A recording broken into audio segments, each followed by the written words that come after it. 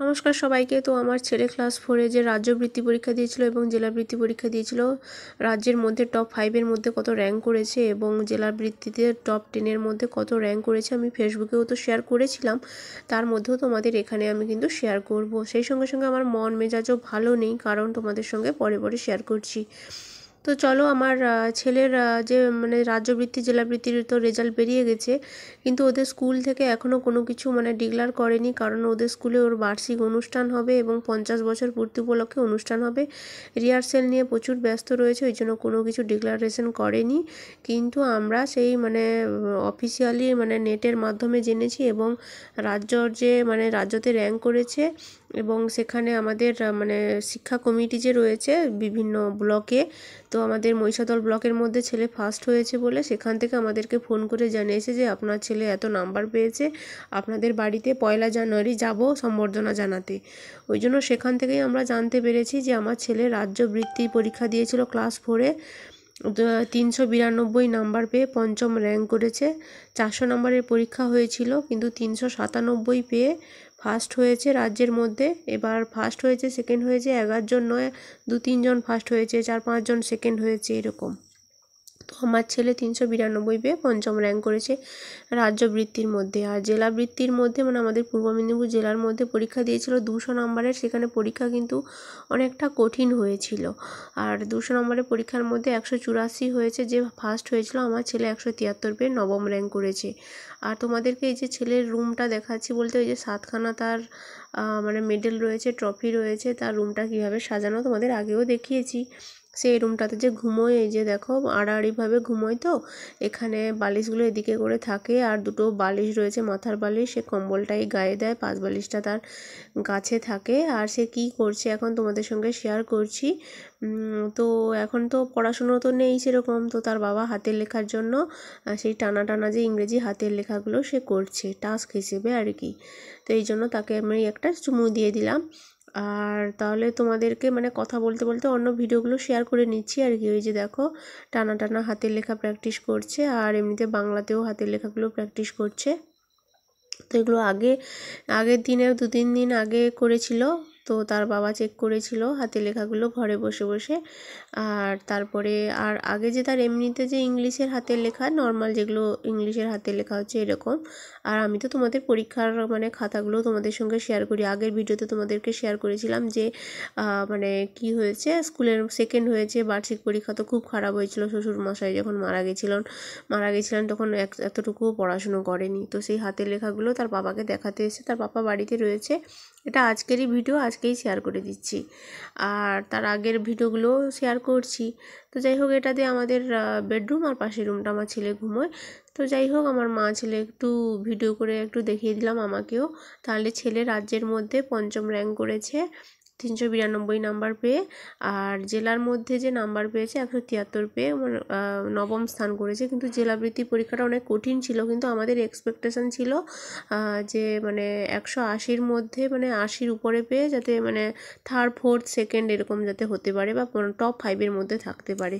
তো জেলাবৃত্তিতে 184 পেয়ে হায়েস্ট হয়েছে। ভাবতে পারছো এতটাই কঠিন হয়েছে, নাহলে 200 নম্বরের পরীক্ষাতে 195, 97, 298 এরকম 198 পেয়ে ফার্স্ট হতো। যাই হোক, তো এবার এগুলো দেখাচ্ছি বলতে, ফেরিওয়ালা তো আমাদের বাড়ির সামনে দিয়ে প্রত্যেক দিন 5-7 জন করে ফেরিওয়ালা যায়, সবাই কেনাকাটা করে পাড়ায়। আমি কোনো দিন ফেরিওয়ালার কাছ থেকে কেনাকাটা করিনি। আমার জায়েরা এগুলো দেখছিল, তা আমি এগুলো দেখলাম। এগুলো জানো তো 100 টাকা করে নিয়েছে, একটা উলের সেই যে চাদর, আর সেটা একটা কম্বল, পাতলা কম্বল, হালকা শীতে গায়ে দেওয়ার জন্য 100 টাকা করে নিয়েছি। আমার বর তো ফেরিওয়ালাদের কাছ থেকে কোনো কিছু কিনতে দেয় না, আর বাড়িতে প্রচুর জিনিসপত্র আমি কেনাকাটা করি।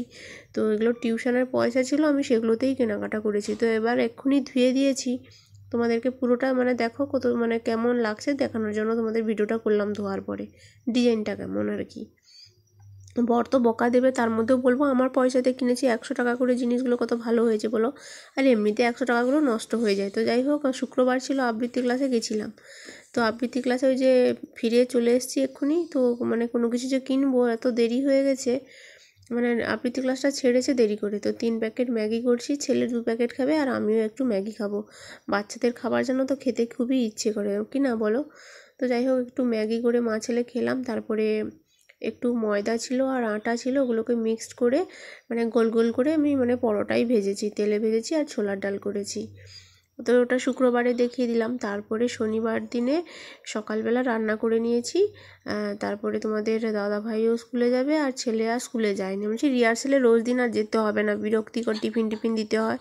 তো রান্নাবান্না করে তারপরে সকালে ঘরটার মুছে নিয়েছিলাম, তারপরে ছাদ টাদও মুছেছি। তারপরে সেই যে মানে অনুষ্ঠান হয়েছিল শ্রাদ্ধ বাড়ির, বেড কভার টভার আর ধোয়া হয়নি। তারপরে তো বাবার বাড়ি চলে গেছিলাম সেই বাৎসরিকে, তারপরে তো আসার পরে বৃষ্টি হলো, তারপরে তো আবার নানান কাজে কাজে ব্যস্ত, রোদ হয় না, ওই জন্য রোদ দেখে ওই যে যত ছাদের রুমের যে গদি তোষকের উপরে যেই কাঁথাগুলো থাকে সেগুলো রোদে দিয়েছি, আর যে এই বেড কভারটা পাতানো থাকে এটা ধুয়েছি, প্লাস 3টা রুমের 3টা ভালো ভালো বেড কভার যে ছিল এমনি পাতানো ছিল সেগুলো দিয়েছি, লেপগুলোকে রোদে দিয়েছি, বালিশগুলোকে রোদে দিয়েছি, ছেলে যে রুমে ঘুমোয় সেগুলো গদিও আরে কম্বল রোদে দিয়েছি। তো 3টা 4টা করে বেড কভার ধুয়েছি, তারপরে ছাদটাও সুন্দর করে পরিষ্কার করেছি। আর এই যে তোষকটা দেখতে পাচ্ছ, এটা না মানে এই খাটটা পালঙ্কটা বক্স খাট, তো এটা বড় একটা মানে তোষক, তো ওটা তোমাদের দাদাভাই 2 মাস আগে নিচের রুমে রেখে দিয়েছিল, নিচের রুমের মানে পালঙ্কতে, সেটা না অনেকটা বড় হয়ে যেত, ওই জন্য আমি বললাম ওটা একটু উপরে দিয়ে দাও, তো মানে উপরের তোষকটাকে উপরে রেখে দাও আর নিচের তোষকটাকে নিচে নিয়ে যাও। আর এই বালিশগুলোর কভার দিয়েছি, আর 5 বালিশের কভারগুলো জানো তো পুরনো হয়ে গেলেও আমি ফেলি না, ওটার উপরে নতুনটাই দিয়ে রাখি, দিলে ময়লা হয় না। তো ছাদ টাদ করে তো সুন্দর করে পরিষ্কার করে নিয়েছি। আরও নিচেও মানে অনেক মানে বালিশ, 2টো রুমের বালিশগুলো রোদে দিয়েছি, হলে সেই তয়লা কভারগুলো ধুয়েছি, বালিশের আর এমনি কভারগুলো ধুইনি, কারণ সেই তো শ্বশুরমশাই যে মারা গেছিলেন ওই 15 দিন আগেই তো কাজগুলো গেল। তো যাই হোক, এই যে এই তোষকটা ছাদে ছিল আর কি, নিয়ে চলে গেছিলো তোমাদের দাদাভাই মানে 2 মাস আগে, বলে এটা ভালো তোষক। আমি যে হলে এটা ছোট পালঙ্ক, একটু ছোট, তো আমরা আড়াআড়িভাবে ঘুমোই, তো এই তোষকটাকে মানে নিচের রুমে আবার নিয়ে দিয়ে গেছি আর কি। আর এদিকটায় আমার ছেলে ঘুমোয় এই পালঙ্কটাতে, এখানে গদি আছে, আর সেই আগেকার দিনের সেই তোষক টোষকগুলো আর কি লেপ টেপগুলো পুরোনোগুলো ছিল, ওর উপরে আবার 2টো করে কাঁথা থাকে। তো যাই হোক, একেবারে মানে আমার বাড়িটাও দেখিয়ে দিচ্ছে একেবারে আর কি। আর এই তো এখানে তোমাদের দাদাভাই এখন গাড়ি সাইকেল টাইকেল ছেলের থাকে। আর এখন জানো তো, শ্বশুরমশাই থাকতেন দরজা লাগিয়ে রাখতেন, সামনে একজন বসে থাকতেন। এখন জানো তো মানে আমার ছেলে আর বর স্কুলে চলে গেলে আমাকে এখানে সামনের বারান্দাতে চাবি লাগিয়ে রাখতে হয়, বা মানে শিকলটা লাগিয়ে রাখতে হয়, নাহলে রাস্তা দাঁড়িয়ে তো বাড়ি দেখতেই পাচ্ছ। তো ছেলের ওই যে কম্বলটা রোদে দিয়েছি আর বালিশগুলো রোদে দিয়েছি। তো এখন এই যে দেখো সকালে রান্না করে নিয়েছি, স্নান টান হয়নি, 11টা 15 হয়ে গেছে। তারপরে যে 2টো রুমের গদি আর তোষকের উপরে যে মানে 2 পিস করে কাঁথা থাকে সেগুলোকেও রোদে দিয়ে দিলাম আর কি, মানে একেবারে সুন্দর করে ঘর দর পরিষ্কার করে গদি তোষককে সব সুন্দর ঝেড়ে টেড়ে কাঁথা নাথা রোদে দিয়ে গরম গরম লেপ বালিশ দিয়ে ঘুমোতে কি আরাম লাগে বলো তো। তো এই জন্য রোদেও দিয়ে ঘর দর পরিষ্কার করে নিয়েছি, সময় ছিল না বলে।